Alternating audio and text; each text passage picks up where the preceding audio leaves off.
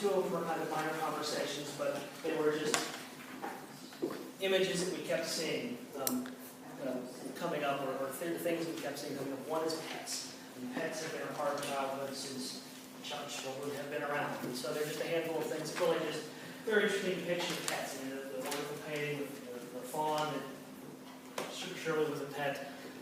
We got some Cowan pottery and some William Zorach ceramic sculpture over here to depict pets. The boy there with his dog. The other thing, and this is something that I see a lot in my day-to-day work in the antiques world, is differentiating between miniature things and things made for children. And that sometimes can be tricky. So we have a small group here of miniature things. In the case of the miniature chest of drawers and the maker and all the information that's in the guide, it literally just was that. It was a miniature chest. It was not used, it was not made for a child. It was somebody needed a little case of drawers to store small things, whether it was writing utensils, money, documents, whatever. And it probably sat under a large table. So not made for a child. Obviously, high chairs made for a child. This miniature dresser was made in the 1890s, or just after the turn of the century. That was a point where we started to see furniture made for children to play. In the 1830s and 40s, not so much, but when you get into that late manufactured era, we certainly do. And then you have a little kind of mystery item. This spoon, normally when you see, this is about 1840s, silver spoon made in Cincinnati. Normally when you see those spoons of that size, we typically call them salt spoons. The salt was served on the table in a little open dish. But those almost always are a much rounder bowl and a very different shape. This, if you didn't see anything to give it scale, you would swear it was a teaspoon because it's the exact same shape as a teaspoon. So, that's the question. Was this made as a salt spoon, but made to look like a teaspoon? Or was this, in fact, made as a toy for a very wealthy child? I don't know. I've talked to half a dozen silver experts, and nobody seems to know. This one particular firm in Cincinnati, I've seen 4 or 5 spoons like this from them. I've seen only a couple of other silver spoons from that period made to look just like a teaspoon. So, what about a milk spoon? I mean, there is a handful of other condiments also had spoons. They do tend to not be shaped exactly like a teaspoon. They tend to have slightly different shaped bowls or different bends of the handle. But what about a small spoon that we use for a small child for a teaspoon? It's possible. I know my brothers and I have little miniatures. Sure, I mean, that's certainly something you see in the 20th century is... There was the infant long handle spoon, and there was toddler, which was smaller, and then youth, which was exactly like the grown-ups, but just a smaller scale. Yeah, that's also a distinct possibility. That's kind of one of the fun things is we really just don't know for sure. That we can... And then the big conversation in this room is the one I certainly we wanted to end on was all about nostalgia. Because we were all children, and we all have memories about what our childhoods were like.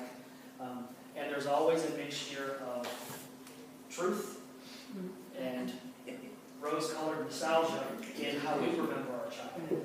And so there are a bunch of objects that kind of reflect that. Front and center, a dollhouse. Dollhouses are, in my mind, first and foremost nostalgia objects. Lots of little girls do play with them, but at the same time, I would say a good percentage of them are owned by older folks, adults, who are nostalgic. Yes? Was all the furniture made just for that dollhouse? Because some seems to be the right size, scale, and the others seem much too big. The story that was, this is from the Ross County Historical Society, it was made,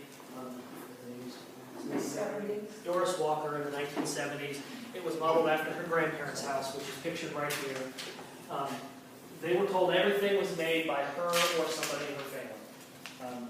There probably were a few things that were purchased, but that might explain why some things are a bit out of scale, because maybe her grandfather or her uncle made something that just wasn't quite to scale. I mean, this is clearly not the most sophisticated work you've ever seen, but what I loved about it was clearly she had, as a child, a lot of fond memories of spending time with her grandparents, and so she was an older lady. She made and had made this remarkably detailed mirror image of this fond memory of her youth. I know I had a cozy coupe when I was a kid, because they came out in the late 1970s. It kind of became, the Little Tykes is a Hudson, Ohio-based company, and this kind of became, particularly for the 1980s, was like an iconic childhood writing toy. So much so that in the late 90s, they produced a 30th anniversary edition, and that's what this is. It's a little tricky to get my kids to lend it, but it's tricky to get them not to touch it when they were here the other day. So I think that's one of the reasons that this continued. This, according to some statistics, is the most popular selling American-made car ever, and that includes Tauruses and all those that were made in Detroit. And I think these days it's purely a nostalgic purchase for some people, for a lot of parents. And a lot of the paintings are certainly very nostalgic. Paul Patton, one of my favorite Ohio folk artists, he grew up in a small town that's virtually non-existent now called Briggs Mills in Muskegon County. And then he graduated, went off to war, went off to a career, retired back in his little town that had largely been devastated by strip mining. And so he started to paint these pictures of his memories of childhood. And he then, in 2003, published a book called Briggs Mills Remembered. It was kind of a pictorial history of that town. But as the title seems to suggest, it's about his memories of childhood.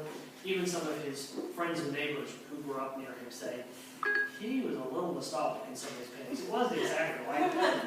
But that's what's so charming about them. And on the back of this one and so many of his, he's got his artist statement where he talks about how wonderful it was to grow up in this town. There's a little key, a little hand drawing of the town with all the buildings identified as Mr. So-and-so's store, etc. So these kind of walk that line between memory and nostalgia, and what's real and what's not. And you see that in a lot of these other images as well. That's